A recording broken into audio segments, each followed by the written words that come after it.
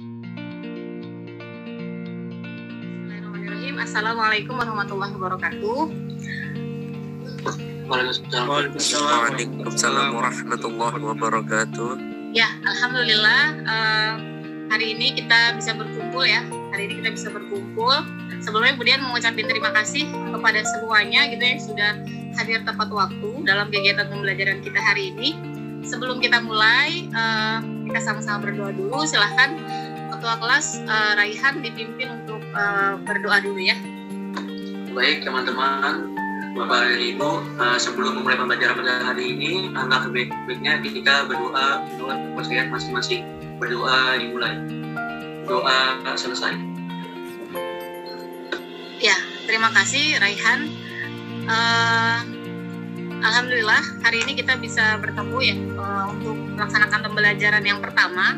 Oke, sebelum mulai setelah kita berdoa, Budian minta kalian untuk mengisi absensi dulu ya. Silakan isi absen dulu ya, isi presensi dulu, daftar hadir. Kemudian kasih waktu 2 menit lah ya. Yang masih off cam boleh dinyalakan kameranya. Hari ini yang akan kita pelajari sesuai dengan apa yang ada di layar ya, yaitu materi statistika. Kan kalian pasti pernah dengar ya istilah statistika atau istilah statistik. Nah, sebenarnya statistik sama statistika itu sama atau beda ya? Ada yang mau jawab? Siapa? Dwi Cak, boleh kalau mau jawab? Menurut kamu Beda, sama? Bu. Oke, beda. Bedanya di mana? Kalau statistika itu ilmu yang mengumpulkan, merencanakan, menganalisis, dan akhirnya mempresentasikan data. Tapi Ini tujuan pembelajaran kita ya. Dan nanti di sini kita belajarnya dimulai dari diskusi kelompok ya. Jadi nanti kalian akan kemudian bagi jadi beberapa kelompok, menjadi 5 kelompok ya lebih tepatnya. Jadi nanti ada yang 6 atau 7 orang untuk kelompoknya. Kemudian kalian mendiskusikan apa? LKPD ya. LKPD yang sudah kemudian share di grup ya. Itu silakan nanti didiskusikan. Kemudian setelah diskusi nanti akan ada presentasi dari masing-masing kelompok. Siapa saja sih yang membutuhkan statistika dalam kehidupan sehari-hari? Kira-kira ini gambar apa nih? Yang lagi terkenal sekarang? Wisma Atlet ya. Oke, ya betul. Terkenal ya. Mana nih? Wisma Atlet. Kira-kira apa? Ada yang mau jawab? Semuanya dengan COVID, Bu. Oke. Ya, Bu. Siapa tadi? Tentang jumlah pasien, terus jumlah nakes, dan lain-lainnya, Bu. Jadi statistik gitu ya, itu sangat dibutuhkan ya, data sangat dibutuhkan, terutama ini ketika sekarang gitu ya sedang COVID, maka kita butuh banget data gitu ya, berapa banyak sih pasien yang ada sekarang gitu ya, kemudian berapa banyak nakes yang tersedia, berapa banyak vaskes yang ada gitu ya, dan data-data itu kan sebenarnya bisa menjadi membantu sebenarnya membantu pemerintah gitu ya dalam menganalisis kayak penyelesaiannya harus kayak gimana nih COVID ini. Seperti yang ada di LKPD ya, LKPD yang udah Budian kasih. Jadi nanti di sini ada beberapa masalah ya. Pembelajaran kita kali ini itu problem based learning ya. Jadi nanti akan ada beberapa masalah yang Budian sajikan dalam LKPD dan kalian nanti berdiskusi dengan kelompok itu untuk menyelesaikan masalah yang ada di LKPD tersebut. Jadi kan di sini ini ceritanya adalah data screening kesehatan gitu ya. Screening kesehatan lebih tepatnya berat badan gitu. Jadi biasanya kalau kita lagi nggak COVID gitu ya, itu Puskesmas Kayu Putih yang dekat sekolah kita, dia selalu mengadakan screening kesehatan gitu ya. Nah, di sini ceritanya gitu ya, di sebuah SMA akan diadakan screening kesehatan, kemudian 80 orang siswa diberikan data, ini data screeningnya gitu ya.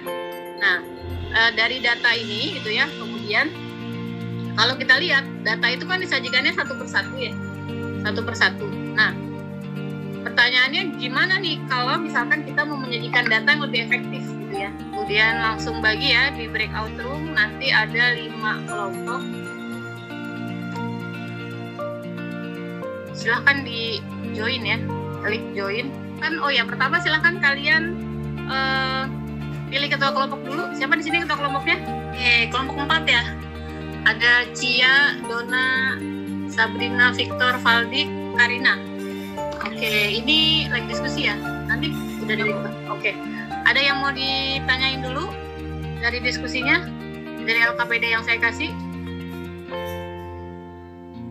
Ibu untuk angka K itu harus bulat nggak? Maksudnya angkanya harus kayak yang kalau misalnya 7, langsung 7 atau 8,8 doang gitu. Jadi kalau K itu berarti apa? Banyaknya kelas, ya nggak? Iya, Bu.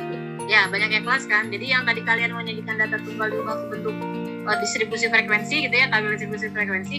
Nah, tadi nentuin banyak kelasnya. Ketika kalian dapat 7, sekian, itu sebenarnya boleh taruh di 7, boleh taruh di 8. Kelompok 1 udah sampai mana?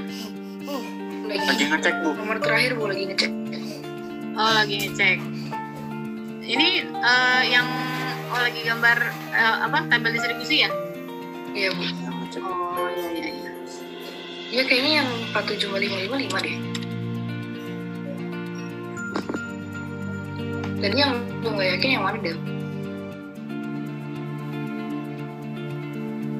Yang ini 65 sampai 73. Tadi gue ngitungnya itu nggak nyampe 14 karena kalau nyampe 14 nyampe 15 itu bareng sama 74. Oh, yang 6573 ya? Iya, gue mau ngitung dulu bentar makanya mau cek lagi. Enggak, Bu, cuman ini aku lagi nyoba yang tepi atas tepi bawah, cuma masih kurang ngerti sih. Oh, gitu, iya. Yang ini udah. Hanya 38. Tapi tepi bawahnya tuh lebih kecil daripada 38. Kan jadi 37,5. Ya, betul. Sebenarnya tepi bawah tuh apa sih, Bu? Oke, jadi tepi bawah itu kan ini kalau tadi kalian ikutin step ada namanya data kontinu ya. Data kontinu ada data discrete gitu. Nah, jadi data kontinu, data discrete itu data hasil pencacahan. Pencacahan itu maksudnya misalkan menghitung jumlah saudara 1, 2, 3 gitu ya. Kan nggak mungkin saudaranya setengah gitu ya, Cia ya. Nama itu pencacahan. Nah, sedangkan kalau kontinu itu hasil mengukur. Misalkan mengukur berat badan, mengukur tinggi gitu ya, mengukur jarak. Yang artinya si tepi bawah 37,5 itu menjadi nilai terkecil untuk dimasukkan ke kelas tersebut. Ngerti nggak? Jadi kalau misalkan nilainya masih 37,5, 37,8, 37,6, berarti dia masukin di kelas itu. Atau misalkan data misalkan hasil pengukuran dia dapat 55,7 misalkan. Berarti 55,7 masuknya ke kelas mana? 1 atau 2 atau 3? Kalau 55,7 Ke kelas yang 2 atau 3 ya? 2 atau 3 ya? Nah, berarti dia ke 3 ya? Kan 55,7. Pertama, kami diberikan data sebagai berikut. Bisa dilihat datanya di layar. Kemudian kami masuk ke dalam sesi menelaah permasalahan. Jadi dari data yang diamati di awal itu merupakan data apa? Jadi data yang di awal itu merupakan data tunggal. Terus kemudian agar memudahkan petugas puskesmas dalam baca data, maka sebaiknya data dibagi menjadi beberapa kelompok. Mau menyelesaikan permasalahan kedua, gue mohon maaf kita nggak sempat bikin PPT karena tadi kami bikin tabel juga. Siap, Instagram. Jadi ini permasalahan yang kedua, disajikan data seperti ini. Bisa dilihat datanya. Selanjutnya yaitu kita akan membuat garis horizontal dengan keterangan nilai tepi kelas tadi, dan kita akan membuat juga garis vertikal dengan keterangan frekuensi. Untuk dulu data yang diperlukan sama seperti membuat histogram manual. Jadi sini tadi saya sudah buat. Jadi misalkan ini kita buat baru aja, saya kopas saja. Nah dari sini nanti datanya itu bisa kita langsung bikin kayak gitu. Jadi histogramnya dengan cara kita blok, lalu di insert, terus nanti muncul chart. Tinggal di insert nanti ada chart baru di sini. Ini data barunya. Ini kasihin aja supaya lebih rapi. Kemudian ini nanti judulnya kita ganti 2 aja.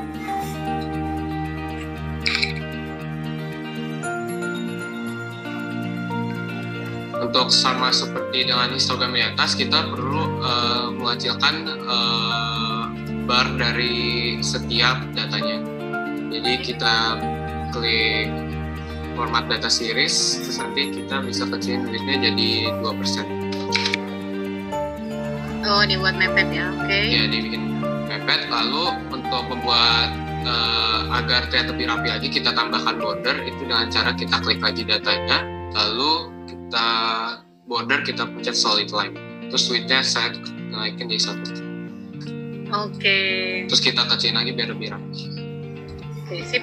Sekian, terima kasih. Oke, thank you Guru Paldi. Boleh tepuk tangan dulu?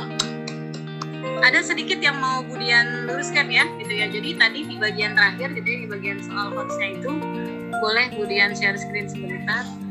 Ketika data yang kita punya, itu dia memiliki panjang kelas yang berbeda ya. Jadi yang pertama itu kan tadi dia dari 1 sampai 5, terus dari 6 sampai 10 dengan interval kelas berbeda gitu ya. Tadi ya sama kayak tadi, kalau sini kasih frekuensi, sini kasih nilainya ya. Tadi ini usia ya kalau nggak salah ya, usia seperti itu. Nah, ini usia tetap ya gitu. Tapi frekuensi ini kita ganti dengan yang namanya frekuensi density. Di sini untuk kelas yang berbeda ya. Di sini frekuensi density namanya FD. Di sininya tetap usia. Ya, jadi kalau yang di sini itu yang muncul adalah tepi kelasnya. Sedangkan kalau yang ini adalah interval kelasnya yang di atas kelas ketiga.